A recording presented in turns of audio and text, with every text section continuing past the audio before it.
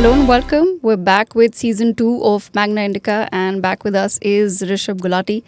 Rishabh, it's a very interesting topic that we've chosen for this comeback of Magna Indica. We're going to be discussing the Chinese jihad and what is literally happening right now in the Gaza Strip, in Israel, and what is happening with Hamas. So I want to begin by asking you, how would you suggest we understand what's really happening right now in Israel?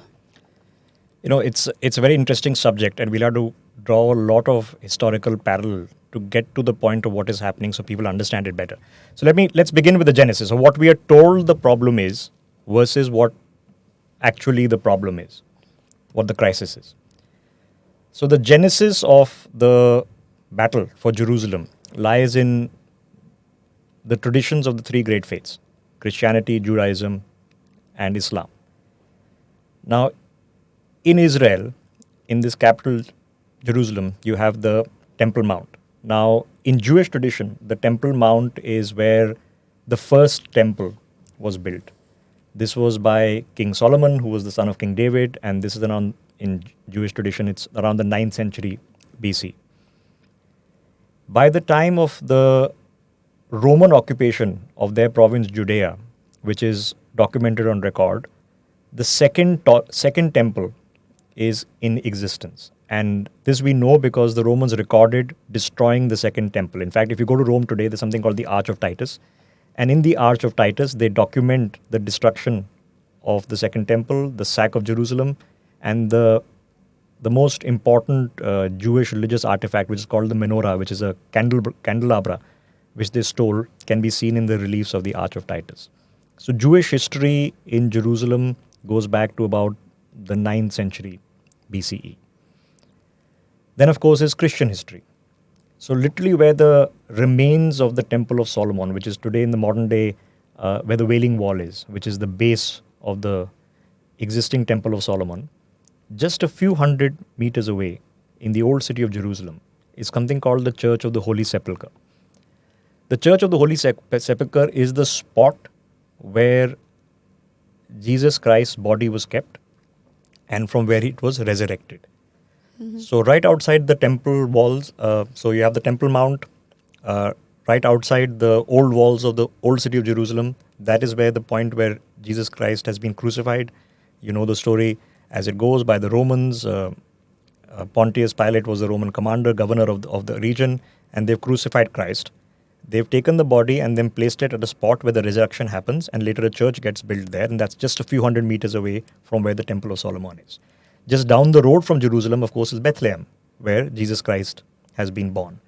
So the point of his birth, the point of his crucifixion, the point of his resurrection are all happening in that vicinity of the Temple of Solomon. Then, of course, comes Islam. Now, Islamic tradition begins in the 7th century AD. And why is the Temple Mount, or rather the Dome of the Rock, the Al-Aqsa Mosque, why is it relevant? Al-Aqsa by definition means the farthest mosque. So in Islamic tradition, both in the Hadith as well as in the Quran, the Al-Aqsa Mosque is supposed to have been the second mosque that was built. The first one in Makkah and the second one, and it is the farthest mosque. And in Islamic tradition, when the Prophet Muhammad had his epiphany, he was about 40 years old and he has an epiphany, the vision from God, and Islam begins from there. The story of the ascension into heaven, and this is called the Knight's Journey in Islamic tradition. And the story of the ascension into heaven goes like this, that the Prophet Muhammad one night was riding an animal, and he traveled from Makkah all the way till Al-Aqsa. At that point, time stopped, and he then toured the earth and toured the heavens. So in Islamic tradition, the second mosque is Al-Aqsa. It is a spot which has been sanctified by God as a holy spot.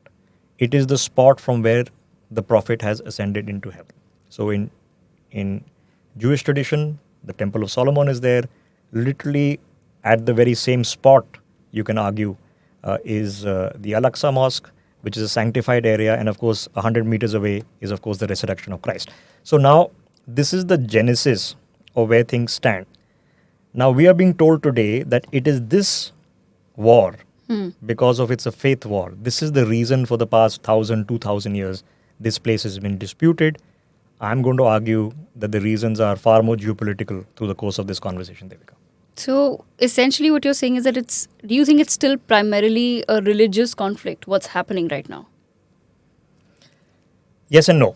Okay, so there are religious overtones, as many things often have religious overtones. But if history has taught us anything, most of the wars that are fought for power, are fought for control, are fought for trade, are fought for other generally regional or geopolitical reasons.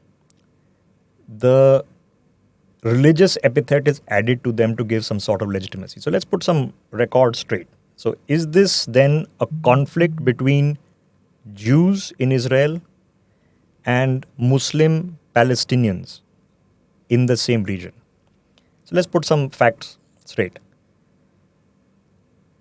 The maximum number of pogroms, killings, massacres, genocides of Jews have been done by Christians in Christian states.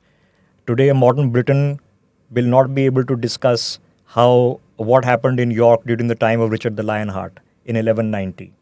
Richard the Lionheart, who was a man who was supposed to go to Jerusalem fighting the Crusades, called the Lionheart. As he left, they started killing Jews. They killed them in London. In fact, in 2022, this is a year ago, in a well, they discovered 17 skeletal remains. And when they did DNA analysis, they figured out that these were the remnants of Jews who had been killed in England. So the pogroms happened in England. They happened all the way till the time of the father of Elizabeth, Henry VIII. They happened in Soviet Russia. If you look at the in-between war period, so in 1919, 1920, between the two wars, at least 100,000 Ukrainian Jews were killed under the Soviet Union. Then, of course, the Holocaust, which was done by Nazi Germany under the leadership of Adolf Hitler, killed 6 million Jews. So, the Christian history, when it comes to dealing with Judaism, to dealing with Jewish people, is bloodstained, is heavily bloodstained. So, let's put that record straightforward. And, you'd think, no, this is 300, 400 years ago, it doesn't matter. Devika, 1947, literally a month before India got independence, there were riots in England, in which Jews were being killed in Leeds, in Manchester. So 1947, World War II is over. The people of England have just witnessed the Holocaust because they've seen the imagery coming out of Birkenau and Auschwitz. So they know what Hitler has done, but they are still venting and attacking Jews all the way until 1947. And all these are matter of historical record. So Christian history and European history is pretty messed up, pretty bloodstained when it comes to what they've done with the Jewish people, and there's no running away from that. So now let's put a historical context into this. Now you understood the particular site. Now let's understand the particular region. So it's the 3rd century AD. The decline of the Roman Empire has started. Okay? So it's in the 5th century. 410 is when Alaric the Goth sacks Rome for the first time. Then you have Attila and all the others. The decline of the Roman Empire is starting in the 3rd century AD. That's the decline of the Western Roman Empire with the capital in Rome out of Italy.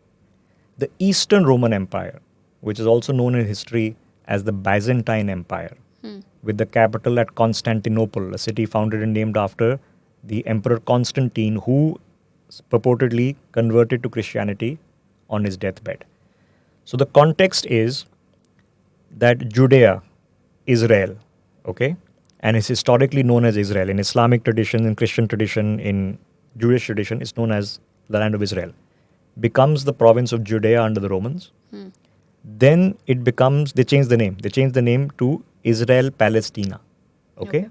And then Palestina becomes a province under the Byzantine Empire. And of course, the Byzantine becomes a Christian empire. And this goes on because the Byzantine Empire goes on till about the 6th, 7th century, which is the time period of the birth of Islam. Okay. So the Byzantine Empire is now becoming a large Christian empire. A new faith is just rising in the region called Islam. And it is around this period, which goes on for about 1,000 years, when there is a geopolitical conflict between Islamic states, Islamic caliphates, Islamic rulers, and Christian rulers in the region, and then it becomes globally. So just put this into context, okay? You've had the Prophet Muhammad who's had his vision, and Islam is being born.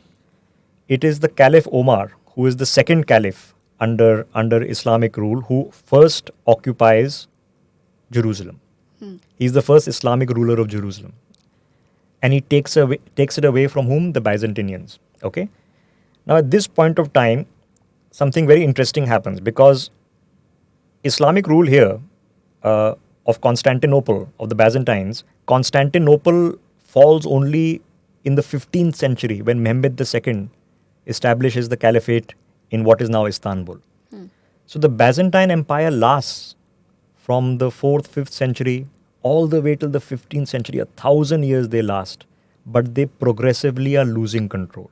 Losing control, they've lost Israel, Palestine by the 7th century with the rise of Islam, and they're diminishing, and the Caliph Umar has now taken over Israel in the 7th century. Now fast forward 300 years. So we are now in 1096. There is a problem in Europe. And the problem in Europe is that all the Christian rulers of Europe are fighting amongst each other. So Spain, Germany, France, Portugal, all these peoples, England, there are internecine wars that are taking place. The papacy in Rome under Pope John Urban II, he decides that the only way to unite the Christian kingdoms of Europe is to give them another enemy. At the same time, the Byzantine stronghold is declining, and they are making appeals to the Pope in Rome that, hey, look, we need help against these new Islamic forces that have risen in the region, and they're taking over our lands. Okay. So Pope John Urban II says, perfect, this is a good way to stop the internal fights, unite them against a foreign foe, and the first crusade is launched. And if memory serves me right, in about 2 years' time, they've occupied Antioch. By 1099, they have taken the city of Jerusalem, which they held very briefly before a counterattack took place. And now the crusades and the jihads have now started. Okay? And these crusades and jihads will continue. They will continue until the time of Baldwin, the leper king of Jerusalem, of Saladin. Saladin won the grand battle. It's called the Battle of the Horns of Hattin, the Horns of the Devil, in which he defeated the Crusader army. And this goes on as a concept of the Crusades, because the premise was we actually want to unite the Christian kings.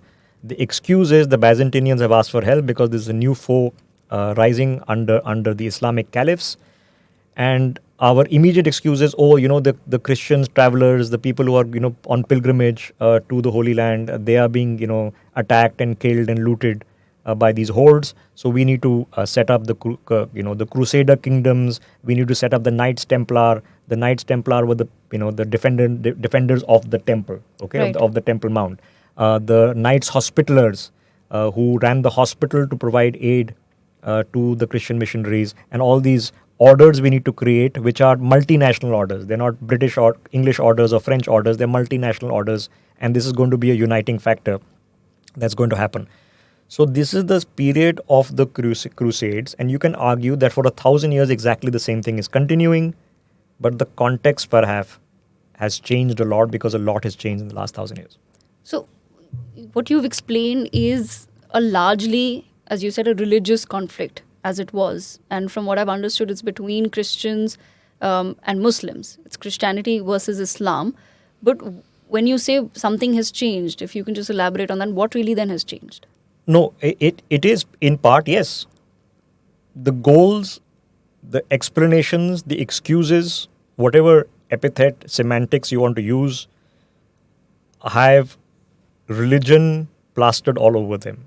But the genesis of everything remains power, control, empire, and in modern context, geopolitics. So let me put it this way. I just mentioned, Mehmed II, and modern day Istanbul exists because he's the one who took over the city.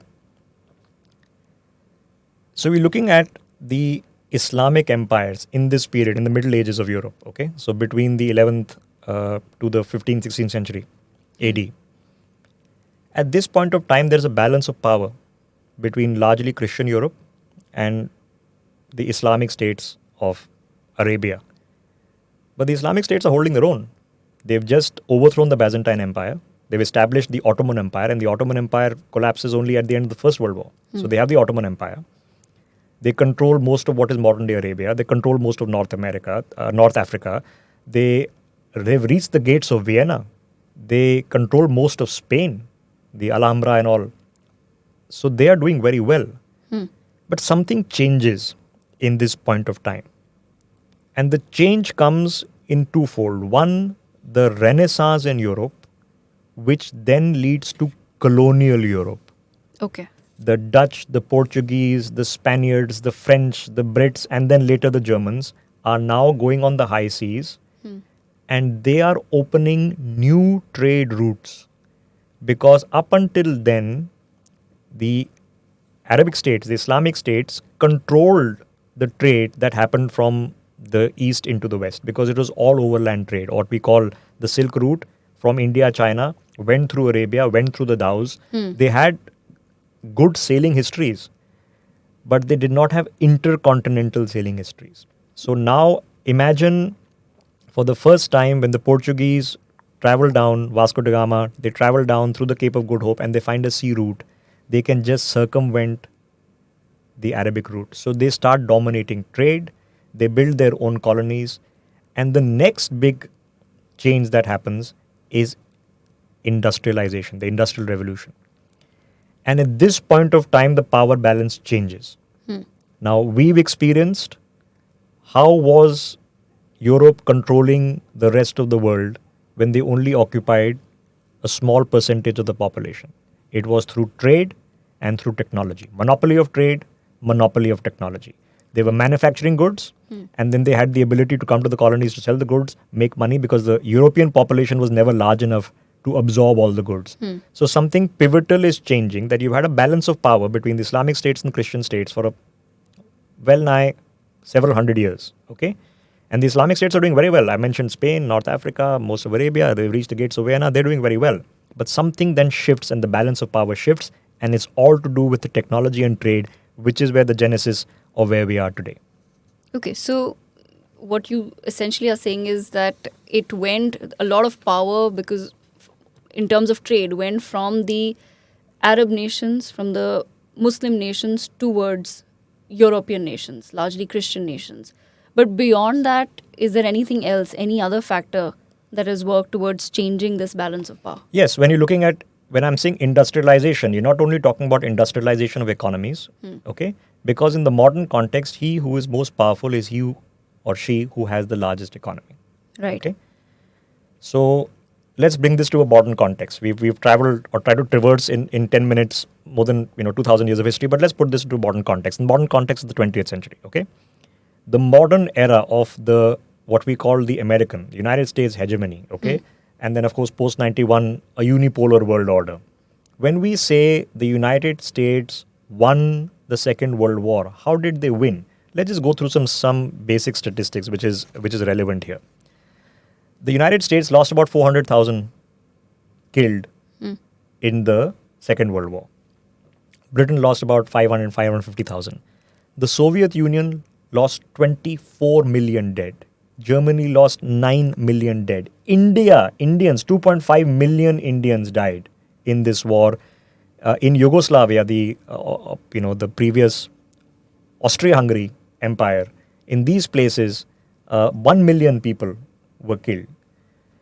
The United States won the war primarily, Devika, was because of the American industrial complex. Okay. The reality is that today, when we look at the modern Indian Navy, we talk about 2 aircraft carriers. In the scope of 4 years, the United States built 91 aircraft carriers. They created assembly line ships. They were called Liberty ships, and these Liberty ships they were building. They were 10,000 tonnage ships. They were building 3 a day. The U-boats, if the U-boats downed a ship, okay, within a week there were another 20. If you downed another one, within a week there were another 20. You had the sheer weight of the American industrial complex, the American economy, and the end was American technology, which of course they borrowed from German science and engineering, and that ended the war in the Pacific, which was Hiroshima and Nagasaki. Okay, when a judgment call was made that we will deploy atomic weapons in 1945. So it's the American industrial complex which is turning the tide, and the Americans. I promise you this. You can people who are watching this or hearing this can research this themselves. Up until 2006, the British government was still repaying almost $100 million a year to take care of loans they took in the Second World War. They took loans from everyone. They took loans from the Indian government, which they cancelled, refused to pay. But the Americans never forgave the Second World War loans. The last installment was paid in 2006, which is very recently. So the Americans dominated the World War and the aftermath on the basis of their economy. If you look at the wars that were fought, okay, so now the Second World War is over, the Cold War is begun, okay. Russia, Soviet Union, which was an ally, is now the enemy. Yeah. Okay. Proxy wars are being fought. The Soviet Union and America have never fought a war. The closest they perhaps got was during Bay of Pigs, Cuba. Okay. But they never fought a war because any war they fought would, by definition, have been an atomic war, which would have ended humanity. So they never fought a war. So where did they fight? Korea? Did that end well? No. North Korea is still a problem today. The war never had a peace treaty. Half the country is dealing with depredation because you could not win the war. Vietnam was an ignominious exit. In modern context, we see Afghanistan, Vietnam was far worse. Iraq didn't go out too well, and this is the modern context. But in that period of the Cold War, what is going wrong in the Soviet Union? Why did the Soviet Union lose the Cold War? They didn't lose the Cold War because the Americans did a brilliant Bay of Pigs invasion. No, in Cuba. They lost the Cold War because they went bankrupt. So in the early part of the Soviet Union, so 1917, they've killed the Tsar and the communists have taken over.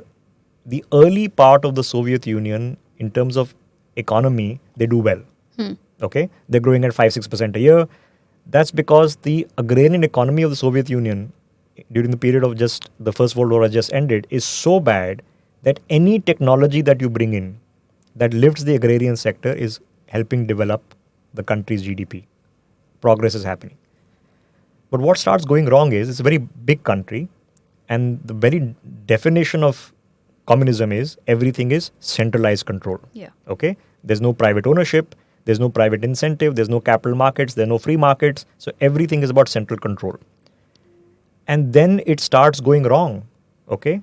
Things start going wrong. In the 50s and 60s, you're doing fine. But by the 70s and 80s, you are in decades-long recession. Then you get in some kind of reforms. Khrushchev tried reforms. Gorbachev tried reforms, infamously called perestroika. The reforms go wrong because as soon as you start opening it up, okay, people start realizing they have options. And they didn't want this in the first place. That causes political revolution. And in 1991, there's an attempted coup, and Yeltsin and company have taken over, and Russia, modern day Russia, theoretically becomes a democracy, and the Soviet Union is dismantled, and things happen. But why did that happen? Because the Americans invaded? No. Yeah. It happened because of an economic collapse, and that has a direct bearing on what is happening today as we discuss what the real deep game globally is going on. So, Rishabh, how does this then apply to what's actually happening in Israel right now? Because like you said, back then it was between the US and Soviet Union, and then the US and Russia. But today, who exactly is the US now sort of fighting these proxy wars with? So let's put this into modern context, okay? The world's second largest economy is China. Okay? What is China? A communist state, a single party state. The Chinese have had record economic growth for the better part of 40 years. The reason they've had record economic growth is because their base was so low. If you are earning 10,000 rupees, the next year you're earning 20,000 rupees, you've grown by 100%. But when you're earning 10 lakhs and you go from 10 lakhs to 10 lakh 10,000, you've only grown by 1%. 1%, yeah. Okay? So the base is so low, even the basic levels of technology help you grow very fast. Then you have this socialism with Chinese characteristics that you introduce private sector. But we know that now in the modern context, this is falling apart. Okay, look what's happened to Jack Ma. Look what's happened to the real estate majors in China. So the model has reached its end point. Now there's a problem. Now the Chinese Communist Party under Xi Jinping knows what the problem is because exactly the same thing happened in Soviet Russia. Okay, an economic collapse which is currently happening in China as we speak. A population decline, an economic slowdown is happening as we speak, led to the collapse of the communist state. And when the communist state collapsed, all the regional states dismembered. So think about it in the modern context. There are only 13, 14 of the China proper provinces on the seacoast, which is China. Everything else is occupied territory. Xinjiang, Tibet, Southern Mongolia, okay, Manchuria. These are all Chinese occupied territories. Potentially they break away. So collapse happens. So what is this about? It's about the control of technology and the control of trade. It's a global war. The battle is that the Chinese are wanting to control technology and control trade. There is a global Cold War is started, and the proxy war for it, one of the front lines has just become the Gaza Strip. So, what if you're saying that there's an economic collapse that's happening in China and it's happening as we speak? How is it that they still have the wherewithal to then somewhere fund these wars or initiate these wars? What is it that they're doing? No, they have no. So they're not short of money right now. Okay, the Emiratis are not short of money. The Saudis are not short of money. Okay, they have money, but they have a problem. Okay. What's the Saudi problem? What's the Emirati problem? What's the Qatari problem? You have to now envisage a world where oil remains as a major economic factor, because even if you move transportation away from oil, sea transport away from oil is very difficult. Your plastic synthetic industry away from oil is very difficult. So oil is going to be a large part of the global economy. But like I said, this when fundamental change happens, Devika, think about fundamental change. United States of America does not rely on foreign oil anymore. Okay, they are 100% energy self-sufficient. Okay, so their dependency in the region has gone down. The Saudis, the Emiratis, you're building Dubai, you're building the Lion City in Saudi Arabia because you have to invent something, because you're not producing anything other than oil. 10 years, 20 years, 30 years, they know what their reserves are, you and I don't. Okay, so they know how much they've got, how valuable it will remain, for how long. And there is a shift happening, at least in transportation. So oil can't be everything. These are not countries with large populations. They are countries with significantly small populations and a lot of expatriate communities. Look at Dubai, for example, where 80-90% is expatriates living in that area. The local population of Emiratis is only about 10%. Okay, so these countries are having to evolve. And there is a battle happening. So the number one point here is there is a decline of oil. Oil remains relevant. It will remain relevant. But its preeminence for the Americans has declined because they are energy self-sufficient. They've done their fracking and all the things that damage the environment, but they've looked at their strategic interests. So there is a decline of oil. There is a battle to control technology, and Israel is a major technology player. And there is a battle to control trade routes. Okay? So the two things that the Chinese know are important for the future to prevent economic collapse, their economic collapse. If China has to remain the manufacturer of the world, they no longer have the wherewithal to consume everything they produce. Right. They have to export it. The only way if you can export it is if you dominate the trade routes. All right? So the Chinese are been trying for several years to build this BRI corridor, yeah. CPEC. We keep discussing. Billions and billions of dollars are being spent on it. Okay. The recent announcement, which we've heard at G20, is the Middle East, India, Middle East, Israel, Europe corridor. Okay. These are not coincidences. Right. So India dominates the Indian Ocean. Okay. You have the Arabian Sea on one side, the Bay of Bengal. Many people forget that Indonesia is a neighbor of the Andaman Islands, only 500 nautical miles, and Indonesia, Aceh starts off, Banda Aceh starts off from there. So Indonesia, that's the Straits of Malacca. That is then Singapore. Then that's the Sea of Japan, the East China Sea, the South China Sea, which is under so much dispute of 9-line and 10-line, 11-line. 70% of global trade traverses this route. India is fast developing its maritime transshipment capabilities. Just 2 days ago, a major transshipment code in Vinjam has just been started in Kerala. The other end of the next point in the corridor is Dubai. And the next point in the corridor is Haifa, okay, which is now owned by an Indian company. So this is a trade route which is being developed. The second part is technology. Technology, the Americans control because they control all the R&D and the patents. They have outsourced the manufacturing to China, but they still hold the R&D and the patents, and they are now bringing it back. When India is doing a $10 billion PLI on semiconductors, okay, the Americans are doing $200 billion.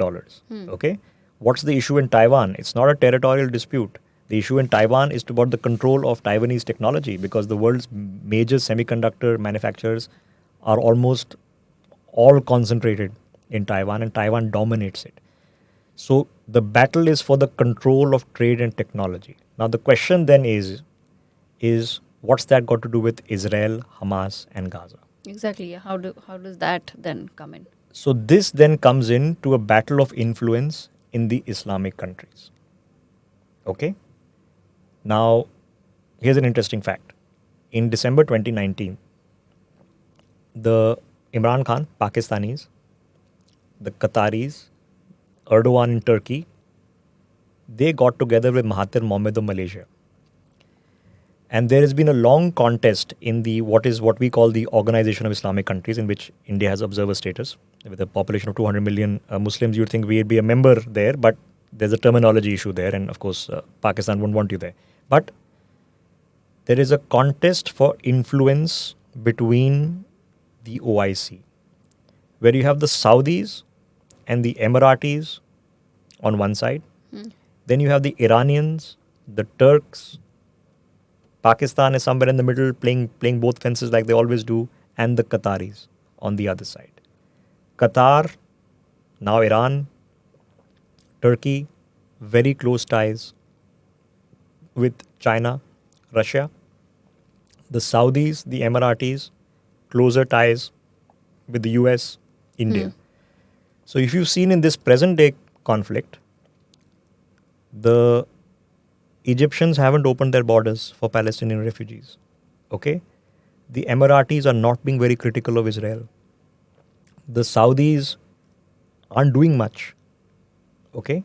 And the large suspicion is that, Hezbollah is funded by Iran. Where did Hamas get its funding from? Where did they get 5,000 rockets from? The Gaza Strip is only 40 kilometers. Yeah. Where did they get the explosives from? Where did they get the ability to do this from? How does Hezbollah have the ability to do this? And the assumption is that it's Iran. Okay? But who is then the figure behind Iran? Okay? So now let's draw a supposition. And this is just a supposition, believe it or not. There's a war on between Russia and Ukraine.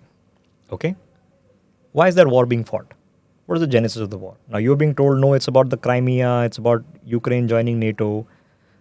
These have been issues for the past, since the collapse of the Soviet Union. The Soviet Black Sea Fleet has been operating out of Crimea since 1991. Okay? We've known these issues. Why have they escalated now? So from the American context of things, how is the game going on? You are in Afghanistan and you're bleeding in Afghanistan. As everybody before you, the Soviets before you, the British before you have bled. Okay?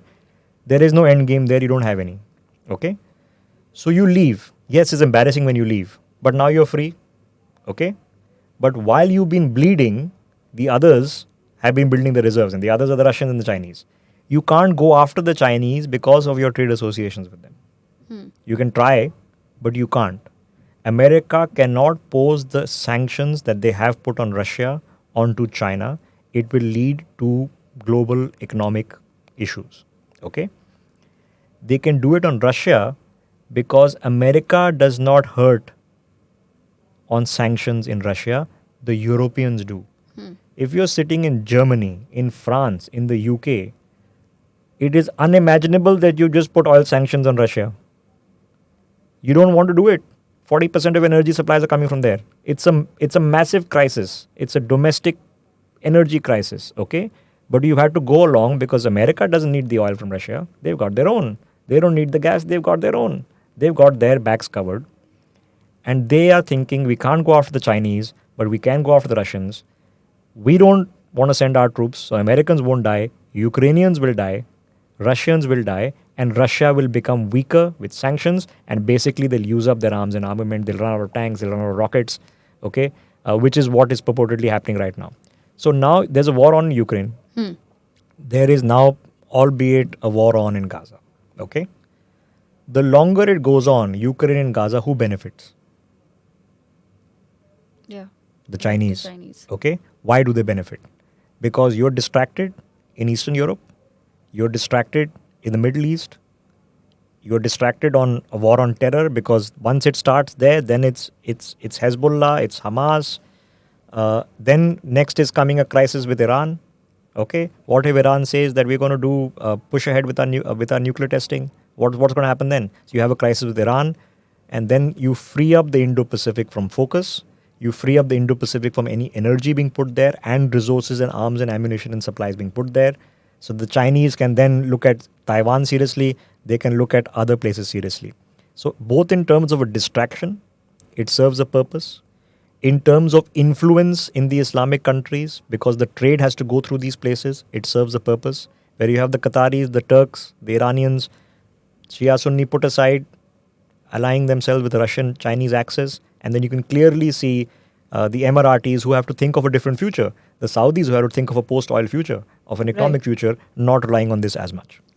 But Rishabh, at the same time, when you say that it's about controlling trade, how is it that China then benefits from creating a problem in the Middle East? Because then that directly also impacts all the projects that are possibly going on and they want to further implement in the region. The projects that they want to implement in the region, okay, are not to the benefit of the Europeans or the Turks or the Iranians, okay? They are, or the CPEC is not going to benefit Pakistan. How do the Chinese build the projects? The Chinese build the projects by saying, okay, first I'll give you a loan of, here's $100 billion, okay? That's a loan on your books. You will spend the money on Chinese companies, Chinese engineers, Chinese workers coming to build all these projects. So the money will go back to China. But now you owe me 100 billion, okay? Most of these are white elephants, you're not going to make money off them. So you'll go into debt. When you go into debt, I take over, okay? You pay the debt by handing over the project to me. That's what they did in Sri Lanka, okay? That's what they're doing in Pakistan. That's what they're going to do elsewhere. So if you're looking at it from the Chinese point of view, and you understood that the Americans created everything, a unipolar world order, on the basis on the control of technology. Is the sheer American industrial complex that won the war, is the sheer American industrial complex that has kept America at the fulcrum of global affairs for the better part of a century. Okay? That's where we want to be. Now you can agree, disagree, but that's where they want to be. How do you get there? You get there by controlling the trade routes. You get there by controlling the technology. Doesn't mean they'll be able to do it, but this is what they're wanting to do. Now the Chinese themselves, Devika, as you know, and we've discussed this several times, when it comes to East Turkestan, what the Chinese call Xinjiang, we know what they're doing to the Uyghur Muslims there. Okay? There are 2 million Muslims in detention camps. Yeah. They are forced sterilizing both men and women. They are forcing Uyghur women to get married to Han men. They're changing the demographics. How many people they've killed? Even the mosques have been demolished and rebuilt, taking away all Islamic identity from them. This is happening. It's been verified, ratified. Everybody knows it's happening. But you don't hear a peep in the Muslim world. You don't hear the I think when Imran Khan was asked about it, he said, I have no idea. Okay? Yeah. You don't hear the Saudis complaining about this. You don't hear the OIC complaining about it. The Iranians are quiet about it. Everybody's quiet about it. What is actually the Muslim genocide that is happening? Everybody, of course, keeps saying that there's a Muslim genocide going to happen in India. That's not the one that's happening. The one that's actually happening, everybody's silent about. Okay? So the Chinese, when it comes to doing nasty things to Muslims who are supposed to be their citizens, they carry on. But when it comes to their strategic priorities, okay, this suits them across the board because you have a crisis in the old places where these crises used to occur. In the Middle East, back a problem. In Eastern Europe, Cold War has started again. NATO versus Russia. So all the things that you thought were dead, okay? NATO versus Russia should have been closed in 91. It's not. It's revived. That is suited the Americans also. And for the Chinese, it's a perfect thing. So the reason, we were talking at the very beginning of this conversation is that a Chinese jihad is on. Hamas has to get funding from somewhere. You suspect they get it from the Iranians. What have the Iranians to gain? And who is behind the Iranians? Why now? Why in the present context?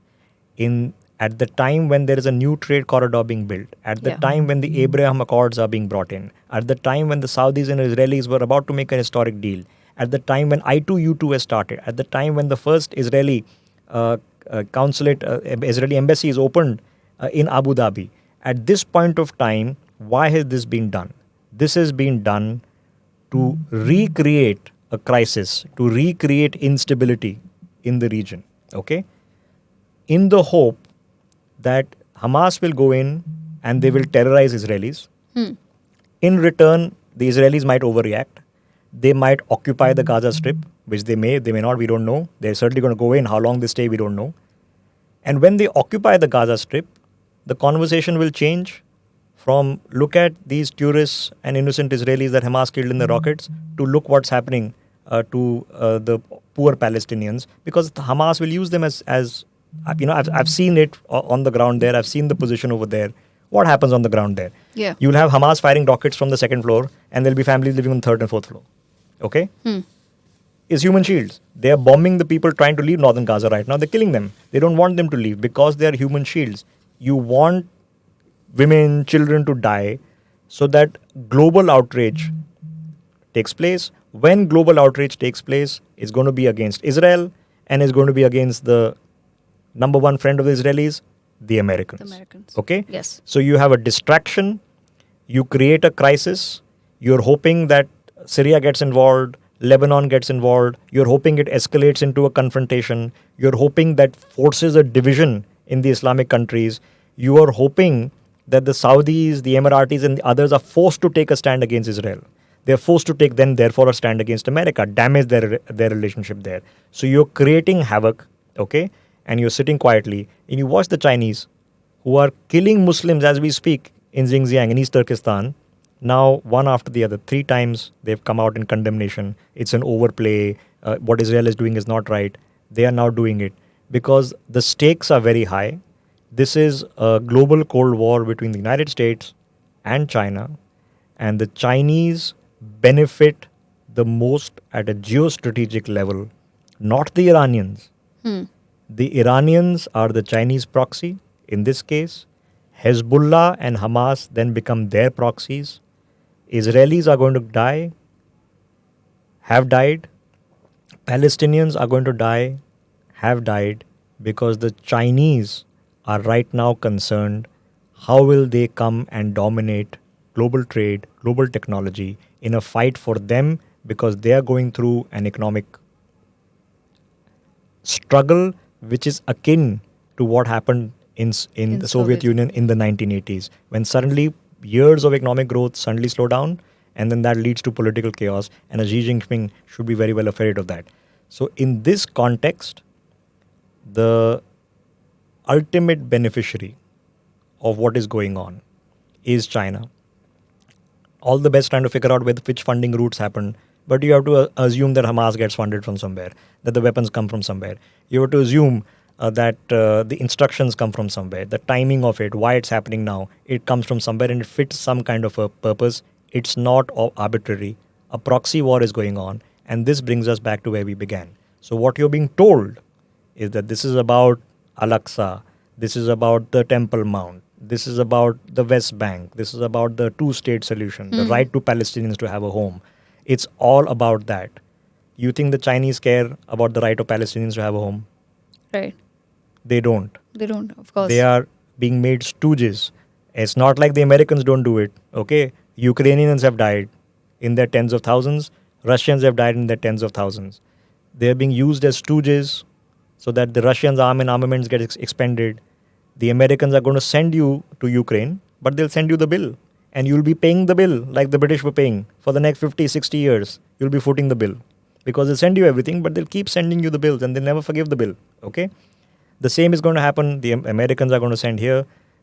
But they played a hand, which was exiting Afghanistan, okay, and starting a confrontation to take on China's ally, Russia, okay? Right. Now, guess what? Focus from Ukraine lifts a little. Not completely, but it lifts a little. Prioritization changes. Do the Americans want to be funding both Israel and providing armaments both? What if Lebanon gets involved? What if Syria gets involved? And these are states that are themselves have, failed state nature. What if it gets worse? Okay. What if the Iranians, like I mentioned, say nuclear program? You have another crisis there. Okay. What if then the Israelis say, like they've done in the past, that we need to send our aircraft to bomb the Iranian nuclear sites? It becomes a generalized conflict. America is kept busy, and then you lobby for interest here. So when you do forensic analysis in financial cases, okay, if you're in the enforcement directorate or something on the tax department, you always look for the ultimate beneficiary. Okay. So the ultimate beneficiary of this is Hamas? No. No. Is it Fatah? Is it the PLO? No. Is it the Palestinians? No. Okay. It was all quiet a week ago, and today Palestinians are dying because Hamas went and killed the Israelis. Hamas went and killed the Israelis. Why? Why right now? Where did they get the money from? If it's one of the best funded terror organizations in the world, where does the money come from? Does it only come like it used to from the Arabic states, okay? Or does it come from elsewhere? Because Iran has had several bailouts from the Chinese and the Russians, okay? Because they've needed money as well. So the ultimate beneficiary in this, as you go up the pecking order, okay, ends up being like in Ukraine, it ends up being America, okay? In here, it ends up being China. So Chinese duplicity is happening, and if you are in that region, you should be very deeply concerned about the dirty, ugly games that the Chinese are playing. And they're saying, well, this is a 1,000-year-old conflict. We have nothing to do with it. You guys can't sort it out. Okay? Well, people who can't sort out their own conflicts, who are they going to come and lecture us? And you know what? I think we have full rights to go into Taiwan and this and that. And we know there's a real threat over there, Devika. Right. Absolutely. Rishabh, that's been a very long, very detailed conversation. And I hope all the viewers watching, we try to digest a lot in a short amount of time. But hopefully you've also learned as much as I have in this conversation with Rishabh. Rishabh, thank you so much. Of course, Magna Indica is back. So do like, subscribe, share these videos, and we would be happy to read your suggestions in the comment section. What is it that you would want Rishabh to analyze next in the future episodes? Thank you.